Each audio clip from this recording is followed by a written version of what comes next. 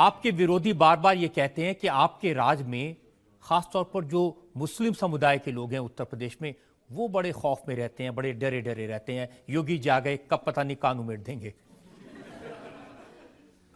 देखिए, पिछले पौने 2 वर्ष के दौरान उत्तर प्रदेश के अंदर एक भी दंगा नहीं हुआ। जिस उत्तर प्रदेश में हर दूसरे दिन एक दंगा होता था, व्यापक जनधन की हानि होती थी, एक भी दंगा नहीं हुआ। तो स्वाभाविक रूप से तनाव समाप्त हुआ है, तनाव बढ़ा नहीं है। दूसरा, जितने पर्व और त्यौहार हुए हैं बहुत शांतिपूर्ण ढंग से हुए हैं।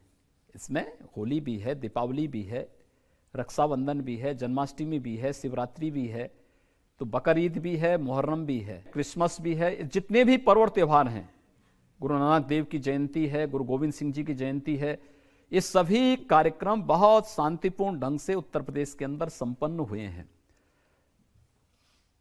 कानून के दायरे में रह करके प्रत्येक को पूरी स्वतंत्रता है परंपरागत रूप से अपने पर्व और त्योहारों को मनाने के लिए, लेकिन प्रदेश के अंदर कानून को हाथ में लेने की छूट किसी को नहीं है। एक, हां, हमने प्रदेश के अंदर ऑर्गेनाइज क्राइम का जो संगठित अपराध था उसकी कमर को तोड़ा है, पूरी तरह तोड़ा है। हम लोग प्रदेश के अंदर कानून का राज हर हाल में लागू कर रहे हैं और दोनों मुद्दों पर हमारी सरकार ने पहले से कहा है कि क्राइम एंड करप्शन के मुद्दे पर सरकार जीरो टॉलरेंस की नीति पर कार्य करेगी और सरकार उसी तर्ज पर कार्य कर रही है, आगे भी कार्य करेगी। इसमें किसी को शिकायत नहीं है, लेकिन जब आप नाम बदल देते हैं ना, फैजाबाद का नाम अयोध्या, इलाहाबाद का नाम प्रयागराज, अब लोगों को लगता है कि उनके नाम न बदल दें। देखिए, जो हमारी पौराणिक पहचान थी, हर व्यक्ति जानता है। कोई बोलेगा राम जन्मभूमि कहाँ है, तो लोग ये तो नहीं कहेंगे फैजाबाद में है। राम का जन्म अयोध्या में हुआ था। जिले का नाम भी अयोध्या ही होना चाहिए, फैजाबाद नहीं। कुंभ कहाँ होता है, संगम कहाँ है, वो प्रयागराज में है। तो स्वाभाविक रूप से जनपद का नाम इलाहाबाद नहीं बल्कि प्रयागराज होना चाहिए और हमने वही किया है, उसका पौराणिक पहचान दी है।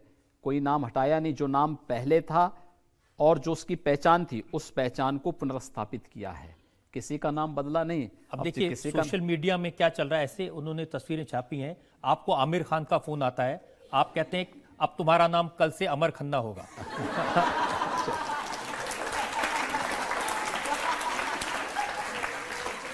एक फोन आया क्रिस गेल का, आपने कहा अब आपका नाम कृष्ण गोयल होगा।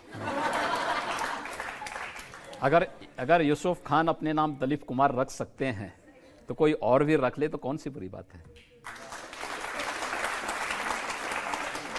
लेकिन क्यों बदलवाना? जैसे जब आप तेलंगाना में गए तो आपने लोगों से कहा ये करीमनगर है, हमारी सरकार बनी तो इसका नाम करीपुरम हो जाएगा। देखिए, वहां के लोगों की जो अभिलाषा है, देखिए लोकतंत्र की प्रक्रिया जनास्था और जनविश्वास पर चलती है। मेजॉरिटी वहां पर क्या चाहती है, हम उसको बहुत दिनों तक दबा करके नहीं रख सकते। वहां के लोगों ने मांग की, हमने कहा भी आप अच्छी बात है, आप मांग कर रहे हैं, बीजेपी की सरकार लाइए, बीजेपी इस कार्य को करने में आपकी मदद करेगी। और आपकी बातों का असर हो रहा है। सुप्रीम कोर्ट के रिटायर्ड जज हैं मार्कंडे काटजू, उन्होंने 18 शहरों के नाम सुझाए हैं उत्तर प्रदेश में। उन्होंने कहा अलीगढ़ को अश्वत्थामा नगर बना दिया जाए, लखनऊ को लक्ष्मणपुर बना दिया जाए और फतेहपुर को अमित शाह नगर बना दिया जाए, और कहा मुरादाबाद को मन की बात नगर बना दिया जाए। बहुत सारे नाम हैं। देखिए, पौराणिक पहचान को, जो हमारी पहचान थी, उस पहचान को उस रूप में प्रस्तुत करना, और वही काम हम लोगों ने किया है। पहले भी हुए हैं, आगे भी होंगे। लेकिन इससे ये मैसेज नहीं जाता कि जो मुस्लिम कम्युनिटी है उनको लगता है जो नाम उनके साथ आइडेंटिफाइड है उनको बदला जा रहा है। अब नोएडा में हमने खबर पढ़ी कि वो खुले में नमाज पढ़ते थे, उनको रोक दिया खुले में नमाज पढ़ने से। देखिए, ये तो सुप्रीम कोर्ट ने भी कहा है कि सार्वजनिक स्थानों पर आप इस प्रकार की गतिविधियों को रोकें। नमाज का सही जगह मस्जिद होगी या उसका एक निश्चित स्थान होगा। मुझे आश्चर्य होता है कि आज वे किसी पार्क में जाकर के नमाज पढ़ेंगे, कल हिंदू भी किसी चौराहे पर खड़े होकर के हनुमान चालीसा का पाठ करने लग जाएगा। आप क्या रोक पाएंगे उसको? अगर आप एक को नहीं रोकेंगे, दूसरे को क्यों रोकेंगे? इसलिए एक व्यवस्था बनाई गई है कि जहाँ जिसके लिए जो जगह होगी वहीं पर वह करेगा अपनी उपासना या अपने किसी भी इस प्रकार के मजहबी कर्म को या उपासना के कार्य को। मुझे लगता है वहीं पर उसको संपादित करना चाहिए जहाँ उसके लिए स्थल निश्चित होगा। हर चौराहे पर नहीं, हर पार्क में नहीं, सार्वजनिक स्थल पर नहीं तो एक सामान्य उसमें अन्य लोगों की एक व्यवस्थाएं बाधित होती हैं। और फिर उपासना विधि के बारे में मुझसे ज़्यादा कौन जान सकता है? भाई मेरी आस्था है, मैं इसके बारे में उस क्षेत्र का व्यक्ति हूँ। मैं मानता हूँ कि व्यक्ति की उपासना का क्या अर्थ होता है, ये हर जगह इस प्रकार की इजाजत। तो इस तरह की जो पब्लिक प्लेसेस में जो रोक है वो सिर्फ मुसलमानों पर है या हिंदुओं पर भी? सभी पे समान रूप से। ऐसा नहीं कि यहाँ पे केवल नमाज के लिए वो किया गया होगा, अन्य कार्यों के लिए भी रोका गया है। जैसे आपने स्लॉटर हाउसेस बंद करवा दिए, नतीजा ये है कि आज उत्तर प्रदेश में लावारिस गायें गली गली में घूम रही हैं। देखिए, हम लोगों ने प्रदेश के अंदर निराश्रित गोवंश के लिए भी अपनी व्यवस्था की है। इलीगल स्लॉटर हाउसेस हमने बंद कराए और पूरी तरह बंद करवाए हैं, इसलिए कि ज्यादातर मुसलमान उनको चलाते थे। ऐसा नहीं है। देखिए, ये चलाने वाला न चलाने वाला नहीं, लेकिन जो इलीगल है वह इलीगल है। एनजीटी बार बार इस बात को कहता था, सुप्रीम कोर्ट ने भी इस बारे में कुछ गाइडलाइन जारी की थी, उसको फॉलो नहीं किया जाता था। हम लोग आए, हम लोगों ने लागू कराया। लेकिन यह सच है कि एक बड़ी मात्रा में निराश्रित गोवंश सड़कों पर आया है। हमने इसके लिए भी कार्य प्रारंभ किया है। आज के दिन पर हमने इसी जनवरी में जो कार्य अपने प्रारंभ किए हैं, हमारे पास आज के दिन पे 2 लाख से अधिक गोवंश हमने जो अस्थायी हमने जगह जगह गौ संरक्षण केंद्र बनाए हैं, उन सभी में लगभग 2000 के आसपास हमारे अस्थायी गौ संरक्षण केंद्र वर्तमान में प्रदेश के अंदर संचालित हो चुके हैं, जिसमें 2 लाख से अधिक गोवंश वर्तमान में रखे गए हैं। हर हाल में न सड़क में गोवंश होना चाहिए, न किसी किसान के खेत में गोवंश दिखना चाहिए। इस प्रक्रिया को भी हम पूरा करेंगे, लेकिन साथ ही साथ इसके नस्ल सुधार की दिशा में भी हमने कदम बढ़ाने लेकिन वो करने के लिए आपने शराब पीने वालों पर टैक्स लगा दिया। देखिए, दोनों चीजें करनी पड़ेंगी। सरकार की अपनी सीमित क्षमताएं हैं। मंडी समिति से हमने एक धनराशि दी है इस कार्य के लिए, और साथ साथ हमने कहा भी शराब पर एक अतिरिक्त टैक्स लगाओ और उससे आने वाला पैसा इन गौ संरक्षण केंद्रों के लिए, गौ पालन के लिए, उनके नस्ल सुधार के लिए इसको भी उपयोग करो। और एक कार्य प्रदेश के अंदर प्रारंभ हो चुका है। और जो शरारत कर रहे हैं उसका क्या कार्रवाई हो रही है उसमें? देखिए, जब सरकार ने कदम उठाए तो उसके बाद इन्होंने हाँक हाँक करके स्कूलों में बंद करना, सरकारी भवनों में बंद करने की कार्रवाई प्रारंभ की है, तो उसमें हम लोग सख्त कार्रवाई भी कर रहे हैं।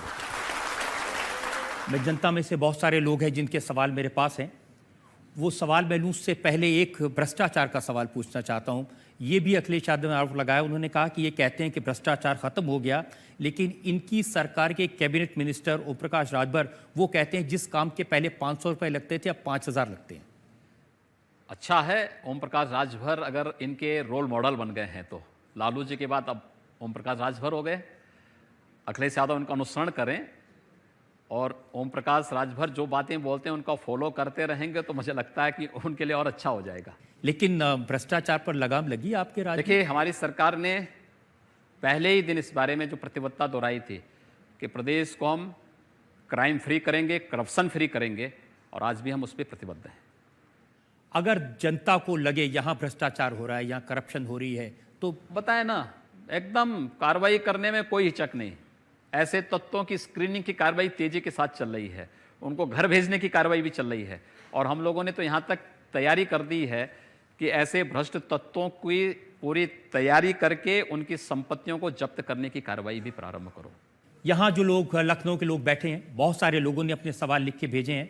जस्टिस राकेश शर्मा का है। जस्टिस राकेश शर्मा। माननीय मुख्यमंत्री जी, माननीय उच्चतम न्यायालय और उच्च न्यायालय के आदेश हैं कि धार्मिक स्थलों पर लाउड स्पीकर्स का नियंत्रित प्रयोग हो। ऐसा लगता है कि अभी नियंत्रित प्रयोग नहीं हो रहा है और ध्वनि का जो मापक है वो अभी नियंत्रित मापों के अंदर प्रदेश भर में नहीं हो रहा है। कुछ जगह जहाँ सिविल लाइन्स हैं और जगह हैं वहाँ नियंत्रण है, लेकिन ज़िलों में दूर दूर वहाँ से खबर आती है कि अभी भी जो है ध्वनि प्रदूषण है और इससे विद्यार्थियों को, सीनियर सिटीजन्स को, नागरिकों को तकलीफ होती है। आपकी जो आशंका है बिल्कुल सही है, लेकिन हम दोनों प्रकार के उसमें, एक धर्मस्थल ही नहीं, कहीं भी कोई भी उपासना स्थल हो, कोई भी मजहबी स्थल हो, कोई भी ऐसे स्थल हों, उन स्थलों पर एक सीमा के बाद जो डिसिबल सुप्रीम कोर्ट ने तय किया है, अभी तक चूंकि उसके मानक को तय करने का कोई भी इस प्रकार का वो नहीं था, अभी उसको लागू नहीं किया था, लेकिन हम उस दिशा में बढ़ रहे हैं। हम उसको पूरे प्रदेश के अंदर लागू करने जा रहे हैं। जैसे हम लोगों ने इलीगल स्लॉटर हाउसेस बंद किए थे, वैसे हम इस ध्वनि प्रदूषण को भी पूरी सख्ती के साथ रोकने जा रहे हैं। और दूसरा कदम हम लोग उठाने जा रहे हैं कि सार्वजनिक स्थलों पर जो तथाकथित धर्मस्थल बन चुके हैं, इसकी दिशा में भी सुप्रीम कोर्ट ने बहुत पहले से स्पष्ट गाइडलाइन जारी कर रखी है। दुर्भाग्य से प्रदेश के अंदर वह लागू नहीं हो पाया था, हम उसको भी प्रदेश के अंदर लागू करने जा रहे हैं। योगी जी, ध्वनि प्रदूषण सिर्फ मस्जिदों का रुकेगा या मंदिरों का भी रुकेगा? मैंने किसी एक उपासना विधि के नाम तो नहीं लिया, सब को हम लागू करेंगे। लेकिन क्योंकि जो सरकारी अफसर गए हैं लिस्ट बनाने के लिए, ज्यादातर मस्जिदों में नहीं, ऐसा नहीं है, ऐसा नहीं है। देखिए, मुझे लगता है कि लगभग 25,000 से अधिक स्थानों पर माइक उतारे भी गए, लेकिन बहुत सारी जगह अभी हैं जिन लोगों ने किन्हीं कारणों से कैसे परमिशन ले लिया, हम उसकी भी जांच करवाने जा रहे हैं और देख रहे हैं इस चीज़ को। लेकिन इसको हम सख्ती के साथ लागू करने जा रहे हैं और पहले संवाद से करेंगे, नहीं होगा तो हम उसके बाद कार्रवाई करेंगे। तो मंदिर वाले नाराज नहीं हो जाएंगे? कोई गलत कार्य के लिए कोई नाराज नहीं होता। मंदिर तो सदाचार का मार्ग दिखाता है, अच्छे मार्ग पर चलने की प्रेरणा देता है, तो मंदिर वाले लोग तो खुश हो जाएंगे। वो सोचेंगे योगी जी अपने हैं, हमारे ऊपर। और मैंने कहा ना, सभी लोग उसमें खुश होंगे, इसलिए मुझे तो और सहयोग करेंगे वो लोग। एक सवाल डॉक्टर वीना सिंह का है। डॉक्टर वीना सिंह, आपने होली मनाई, आपने दिवाली भी मनाई, पर आपसे जब पूछा गया कि क्या आप ईद भी मनाएंगे तो आपने मना कर दिया। क्या हम ये मान लें कि आप हिंदुओं के नेता हैं? देखिए, मैं मुख्यमंत्री तो पूरे प्रदेश का हूँ, 22 करोड़ जनता का मुख्यमंत्री हूँ, लेकिन मेरी व्यक्तिगत आस्था भी है।